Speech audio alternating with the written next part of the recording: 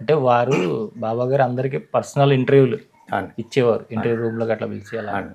అట్లా నాకు కూడా ఏదన్నా ప్రత్యక్షంగా లేదా వారు నన్ను పిలిచి మాట్లాడాలి లేదా నాతో ఇలా ఉండాలి అలాంటి భావనలు మీకు ఉండేయా? అలాంటి అవకాశం ఎప్పుడైనా దొరికిందా మీకు? అలాంటి అవకాశం ఎప్పుడు దొరకలేదండి. ఉమ్, అయితే ఆయన ఉండగా 11 సంవత్సరాలు వెళ్ళాను. ఉమ్, 2011లో ఆయన శరీరం వదిలేశారు. ఉమ్, ఈ 11 సంవత్సరాలను కూడా నా అభిప్రాయం ఏంటంటే ఆ వరం తెచ్చి కూడా అలా వెళ్ళిపోయారు, కానీ నాకు వెళ్ళి ఎప్పుడు చూడలేదు. ఉమ్, అందరికీ ఇస్తూ ఉంటే చూసేవాడిని. స్వామి అనేక రకాల లేకట్లు కానీ ఉంగరాలు కానీ ఉమ్, ఈ బుద్ధి కానీ సృష్టించి ఇస్తూ ఉంటారు. ఉమ్, ఇస్తూ ఉంటే అది చూసి భగవంతుడు ఒక్కసారి ఆ ప్రసాదాన్ని ఇలా ఉమ్, మన చేతులు పడితే ఉమ్, ఆ విభూది ఒకసారి అది సేవిస్తే నా జన్మ ధన్యం అయిపోద్ది, ఉమ్, ఆ రోజుతో నా శరీరం రాలిపోయినా పర్లేదు అనే భావన నాకు కలిగేది. ఉమ్, ఉమ్, అది ఒక్కటే నాకు కలిగేది. అయితే ఆయన ఎప్పుడు కూడా ఏమి అడగడం తెలియదు, కానీ ఉమ్, అది ఒకటే నాకు అనిపించేది. ఉమ్, కానీ అది ఆయన చేతితో మనకి ఇవ్వడం జరగలేదు. ఉమ్, 2011 4వ నెల 26వ తారీఖు ఉమ్, స్వామి శరీరం గీశారు.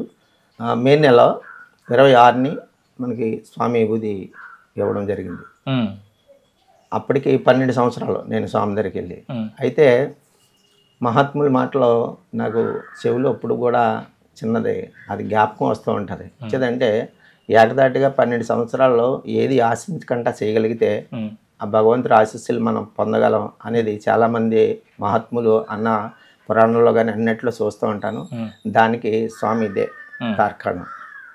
అప్పటికి 12 సంవత్సరాలు అయింది, అవును. ఇది ప్రారంభమైంది.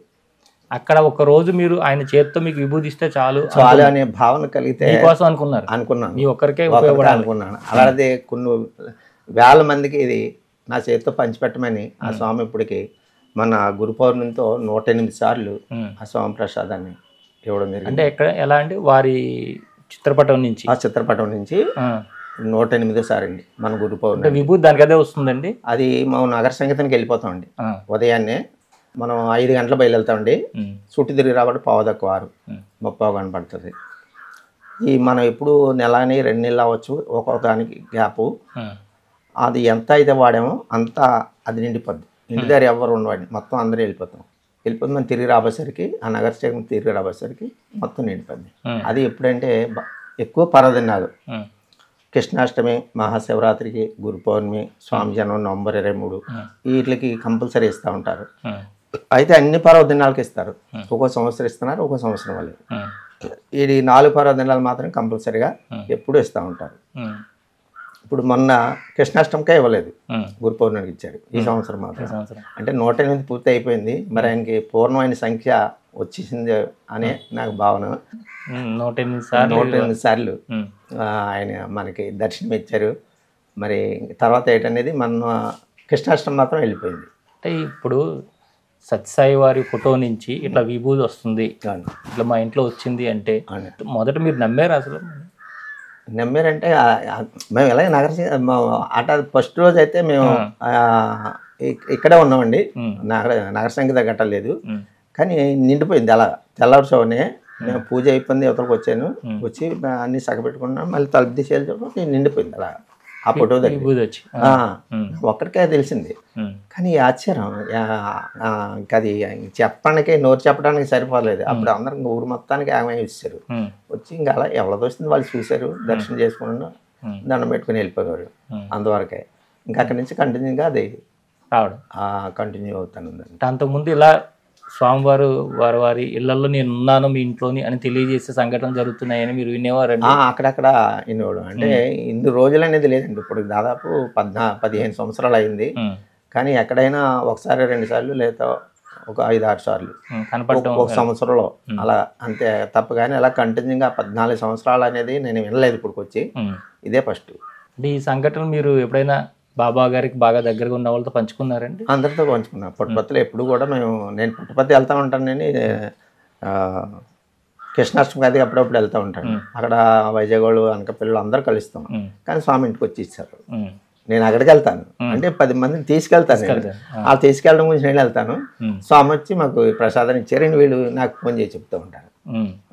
అంటే ఏంటి గురుగారు మీరు తెలుసుకున్నటువంటి సాయి తత్వాన్ని? అంటే వారు ఎక్కువ భజనల ద్వారానే వీటిల ద్వారానే ఎక్కువ జ్ఞానాన్ని అందిస్తూ ఉండేవారు.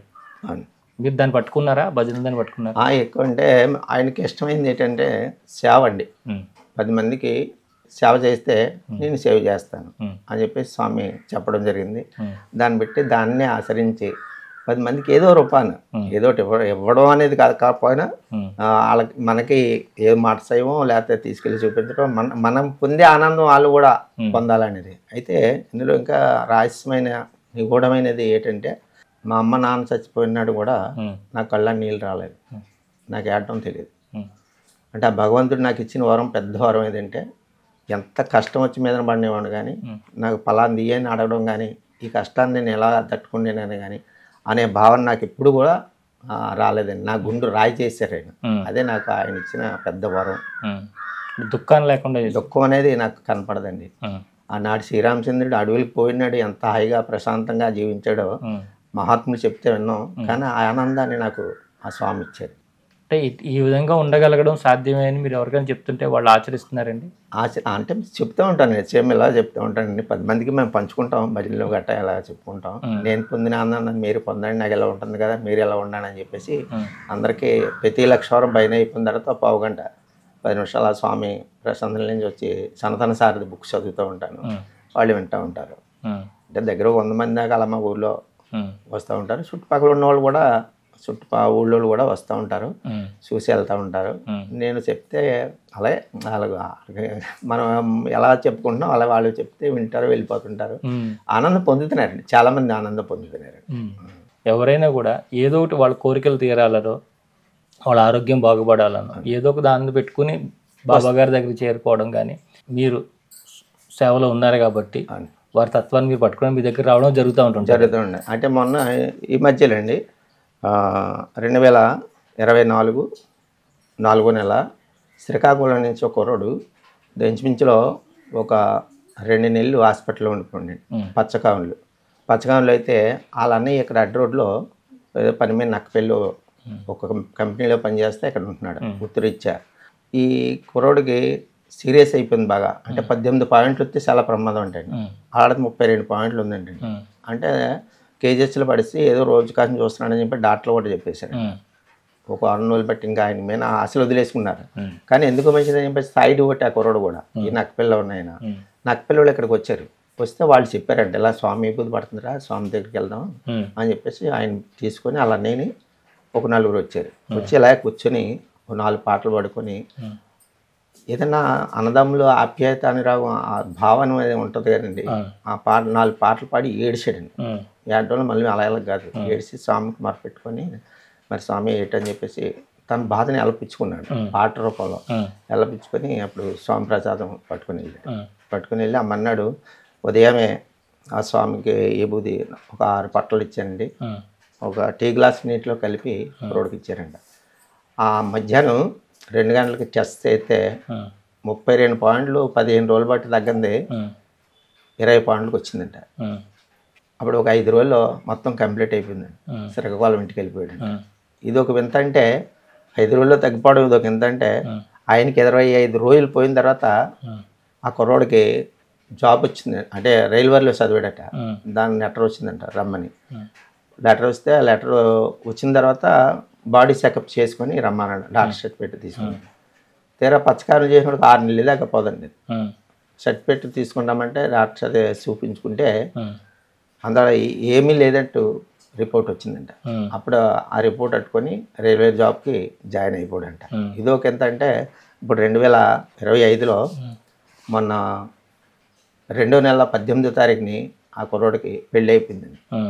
అంటే 3వ వింత చూడండి. అంటే మనిషి లేడు అన్న దగ్గర నుంచి ఒక జీవితాన్ని, ఒక ఉద్యోగం, ఒక ఇల్లు, తనకు ఒక మార్గాన్ని నిర్దేశించారు. అంటే స్వామి ప్రసాదం మరి అంత అంటే అలా ఎన్నో.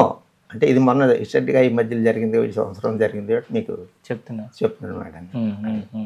అంటే ఈ స్వామి ప్రసాదం వచ్చినప్పుడు ఇది ఇస్తే వీళ్ళందరికీ ఆరోగ్యాలు బాగుపడతాయి, లేదంటే వాళ్ళకు ఉన్న ఇబ్బందులు పోతాయి, లేదా వాళ్ళకి ఏమన్నా చెడు ఏమన్నా ఉంటే అది కూడా పోతుంటుంది అనే విషయం మీద మీకు ఎట్లా తెలిసింది ఇది ఇస్తే బాగుంటుందని? అంటే మనకు పుట్టపర్తిలో స్వామి దగ్గర ఎవరు వెళ్ళి నేను వెళ్ళాను ఫస్ట్ వెళ్ళేటాడు ఆ స్వామి దగ్గర తెచ్చుకుంటామండి.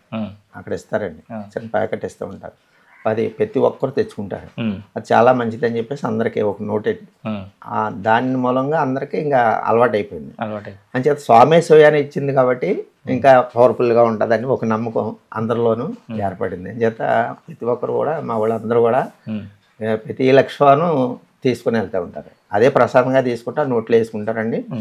దాన్ని వాళ్ళు బొట్టు పెట్టుకొని కానీ ఇంటికి వెళ్ళాక నోట్లో వేసుకోవడం సేవించడం కూడా జరుగుతుంది. అంటే వీరు స్వయంగా అది పుట్టబర్తలో మీకు ఇచ్చేది ఏదైతే ఉన్నదో అక్కడ మీరు చూశారు, అది కూడా తెచ్చుకున్నారు. ఇక్కడ స్వామివారి దగ్గర నుంచి వచ్చేది ఉన్నది. ఎలా అనిపించింది రెండిట్లకి అండి? పెద్ద డిఫరెన్స్ అయితే కనపడదండి, ఎవరు పట్టుకోలేరు దాన్ని. మీకు తెలియదు, సాధారణంగా ఎవరు పట్టుకోలేరు. అంటే నోట్లో వేసుకుంటే ఆ టేస్ట్ వేరే, టేస్ట్ వేరు ఉంటుందని ఉంటుందని టేస్టే అంతే.